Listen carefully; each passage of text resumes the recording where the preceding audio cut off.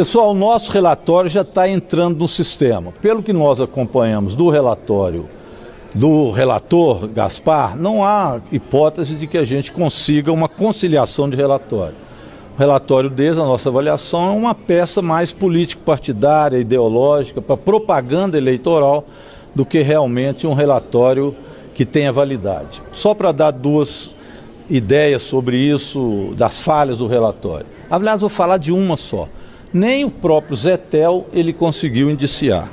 Um relatório que não indicia o Zetel não tem validade no nosso entendimento. Zetel é o sócio do Vorcaro e ele está sendo blindado desde o início da CPMI, porque ele deu 5 milhões para o Bolsonaro, Jair Bolsonaro, na campanha, e Tarcísio de Freitas. Depois 40 milhões para a igreja da Lagoinha, do Belvedere. E é ali que ele fazia lavagem do dinheiro dos aposentados. Quando retira o Zetel é porque realmente estão fazendo uma blindagem no bolsonarismo e uma blindagem, infelizmente, nesta igreja específica que era fruto de lavagem de dinheiro. Isso já desmonta por si só o que é este relatório. Vários outros pontos também. Agora, tem uma pessoa que a gente fez o estudo com muito detalhe e estamos propondo o indiciamento, que é Flávio Bolsonaro. Por quê? Flávio Bolsonaro, ele tem uma sócia, que é a Letícia Caetano, e essa sócia, ela tem parentesco e proximidade muito grande com o escritório irmã do Alexandre Caetano, que é o tesoureiro do Careca. Então a ligação com o Careca é grande. E a denúncia que nós temos, o indício é grande, é que houve dinheiro passado para o escritório do Flávio Bolsonaro através do Careca e dessa tesouraria.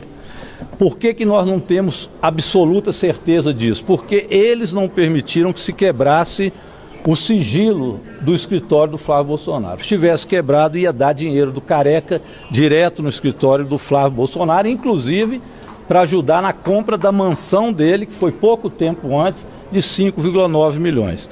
Então a proximidade é muito grande, e nesse sentido nós estamos indiciando Flávio Bolsonaro neste questão pelo vínculo com Careca do INSS e, portanto, com roubo dos aposentados. Isso. Eu acho que é isso. Mais para frente aqui, para frente. Isso. Eu acho que, como o Rogério colocou, o relator tentou blindar algumas pessoas que lhe interessam, impedindo já durante a investigação que a gente pudesse ouvi-las e quebrar o sigilo. O exemplo do Zetel é muito claro, muito claro. Desde novembro esse requerimento estava na pauta e não conseguimos aprovar a tempo de colher a informação e a gente poder analisar. Agora alguns devem perguntar, mas o que tem a ver o sócio do Vorcaro, do Banco Master, com a CPMI do INSS? O Banco Master, que teve autorização do Daniel Vorcaro assumir em 2019, pelo Roberto Campos Neto, desde 2020 teve autorização para fazer desconto do INSS. Em 2022, em um mês, 30 dias, de novembro a dezembro, ele cresce 100 mil contratos de descontos consignados no INSS.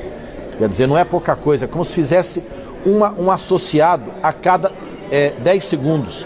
É muita coisa para o banco que operou, e lembrando que foi em 2022 justamente que o Zetel doou 5 milhões para as campanhas de Flávio e Bolsonaro. Outra pessoa que ele blinda no relatório é o Onyx Lorenzoni, que foi ministro da Previdência, que teve seu filho como advogado de uma das entidades fraudulentas e que recebeu também dinheiro na campanha de uma pessoa, de um presidente de uma das entidades, um dos Golden Boys, e ele também não o coloca. Portanto, ele está blindando justamente aquelas figuras públicas, autoridades do governo Bolsonaro, que justamente praticaram esses atos.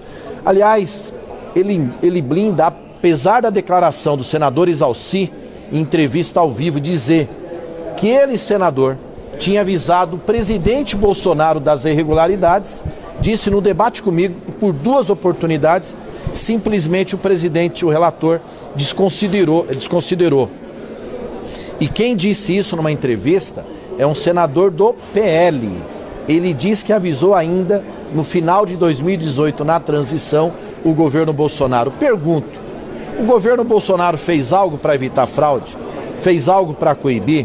fez algo para investigar, fez algo para acabar com os descontos indevidos. Pelo contrário, ele permitiu que mais entidades entrassem, facilitou através de decretos e de leis para que entidades fraudulentas existissem, né, se tivesse autorização, fizesse os descontos e roubasse os aposentados.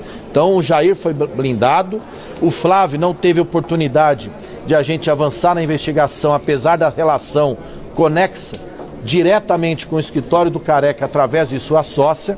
Não foi possível também a gente avançar nesses requerimentos. Então o presidente e o relator ali, ele blindaram ao longo desse tempo e tentam fazer algumas ilações para desvirtuar do foco central, que é justamente a engrenagem que começou a ser montada, criada, cresceu e lesou milhares de aposentados no nosso país, que começou em 2019. Deputado, o senador Rogério Marinho... Deixa eu só dar uma... Olha, nós vamos votar contra o relatório tendencioso do relator. E se o presidente seguir o regimento e respeitar a maioria, ele tem que colocar o nosso relatório em votação. O relatório da maioria tem que ser votado. Então esperamos que o presidente não dê mais um golpe e impeça que a gente leve a voto.